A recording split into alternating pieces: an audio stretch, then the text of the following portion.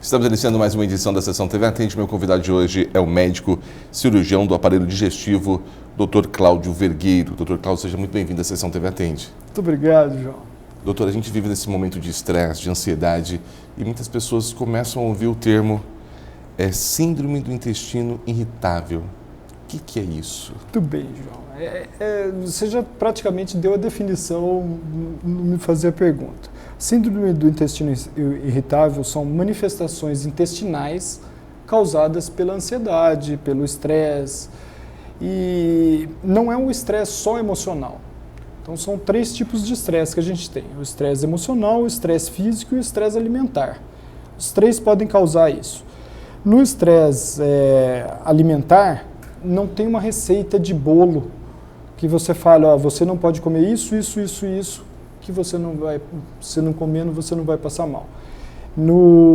É o paciente normalmente que traz essa informação. Ô, doutor, toda vez que eu como tal coisa, eu passo mal. Ou toda vez que eu bebo cerveja, eu passo mal. Cerveja é muito comum, cerveja nacional nossa, é muito comum essa queixa. Então, não dá para falar, olha, isso vai fazer mal nesse caso para quem tem essa doença. Então, essa informação é o paciente que tem que ficar atento, toda vez que ele come, ele passa mal, e nos trazer a informação. No estresse físico, é o mais raro deles, mas é o cara que não está acostumado a fazer alguma atividade física e, de repente, ele resolve correr uma maratona, ou ele tem que fazer um esforço muito grande por qualquer motivo, também pode afetar o intestino. Mas o mais comum, disparado, é o estresse emocional, é a ansiedade. Ela pode se manifestar de 2 formas: constipação, mais comum nas mulheres, e diarreia, mais comum nos homens, embora isso não seja obrigatório. Aconteceu isso, o que eu faço? Bom, primeiro é ter um diagnóstico, né? Como se fosse cultural, saber que a mulher normalmente tem intestino preso. Então elas acham que é assim, é natural.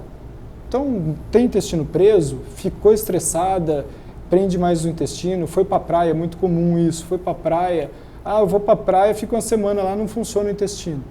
Isso é de ansiedade. Na mulher é mais preso o intestino, então e no homem solto.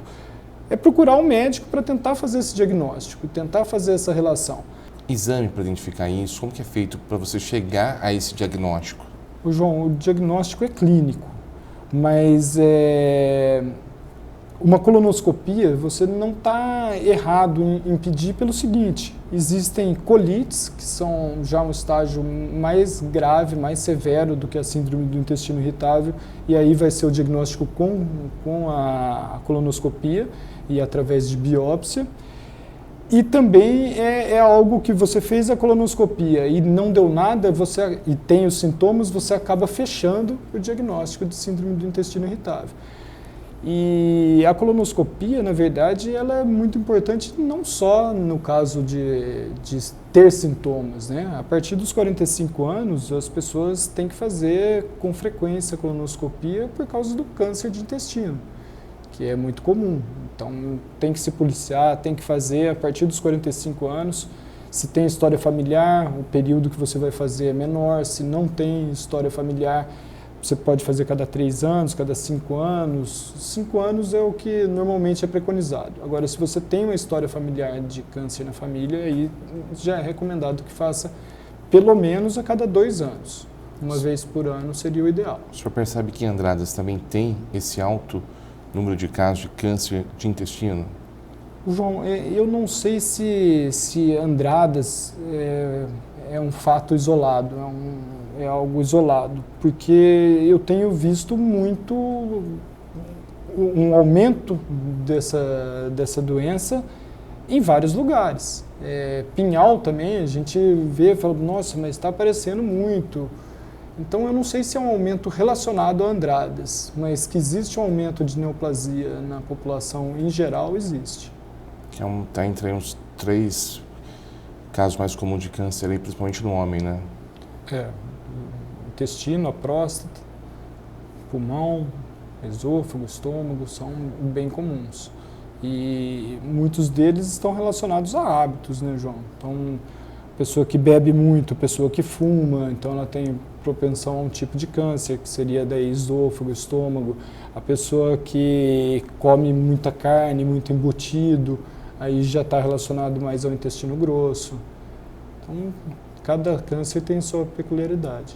E todo diagnóstico, seja do câncer, seja da síndrome do intestino irritável, tudo que você faz no começo, o tratamento é mais fácil e a pessoa tem uma qualidade de vida melhor, né? João, no caso da síndrome do intestino irritável, é uma doença que não tem cura. Por que ela não tem cura? Porque a ansiedade não tem cura, a ansiedade tem controle. A partir do momento que você consegue controlar a ansiedade, com medicamentos ou com alguma forma de extravasar esse estresse, essa ansiedade, você acaba amenizando os sintomas.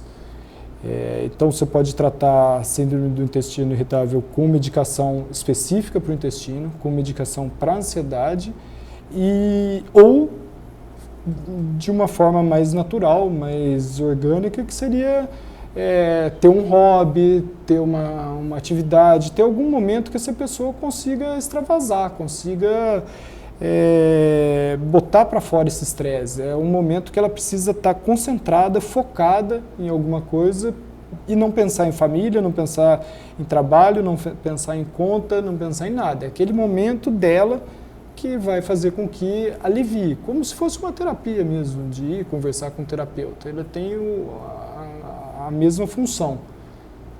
E normalmente a gente tenta associar que o paciente associe o tratamento químico com esse tipo de atitude, para depois ir aos poucos retirando o tratamento clínico, o tratamento químico e deixando só com as atividades. Mas no início é medicação. Medicação.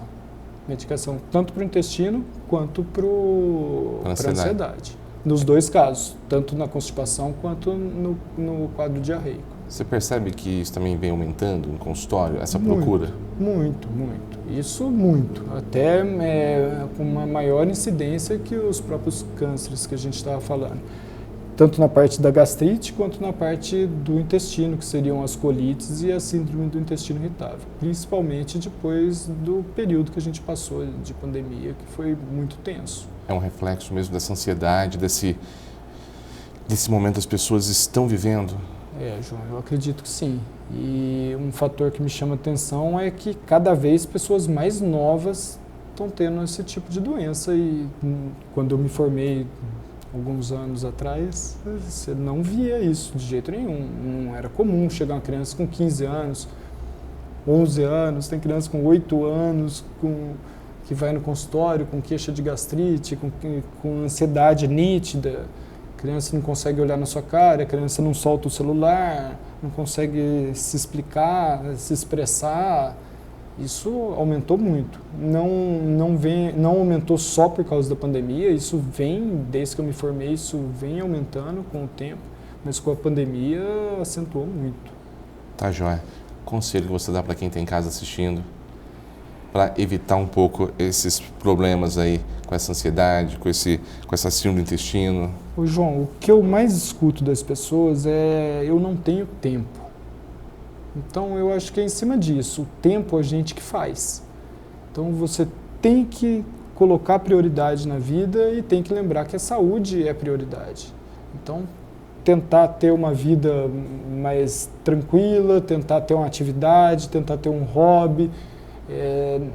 Porque se a pessoa continua no ritmo que a gente está, vai adoecer. Então é viver melhor, ter qualidade melhor de vida. Tá, joia. Dr. Cláudio, prazer recebê-lo aqui, até uma próxima oportunidade. Prazer é todo meu, João. Conversamos hoje na Sessão TV Atende com o médico Dr. Cláudio Vergueiro.